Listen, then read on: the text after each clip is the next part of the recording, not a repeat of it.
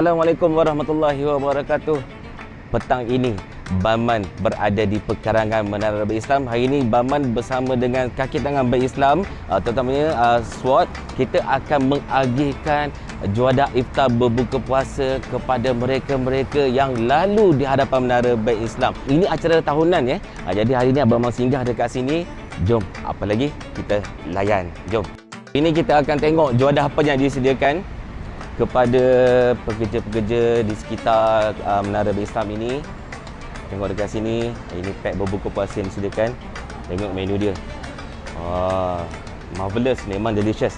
Selain daripada makanan utama ni, juadah utama, kita tengok apa lagi disediakan. Jom. Air mineral kosong pun juga kita sediakan. 500 pack kita sediakan khas untuk mereka-mereka yang bekerja di sekitar Kuala Lumpur. Nak tengok macam mana kita agihkan kepada pekerja-pekerja yang lalu, pekerja yang berada di sekitar Kuala Lumpur lagi. Jom kita saksikan.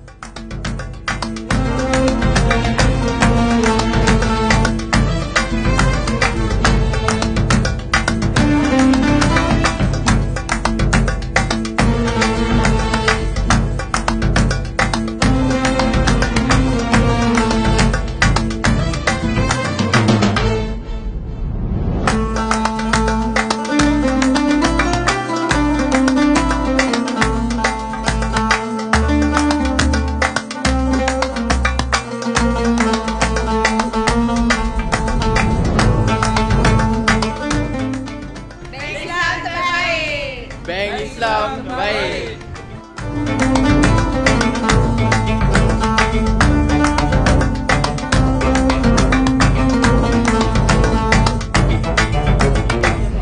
Alright guys, penat hari ini distribute makanan iftar kepada pekerja-pekerja yang bekerja di sekitar Bandaraya Kuala Lumpur. Hari ini kita ada Haji Ismi, kita ada Haji Ismi turut sama-sama turun padang mengedarkan juadah berbuka kepada mereka-mereka yang telah berkumpul sejak daripada pukul 4 petang tadi.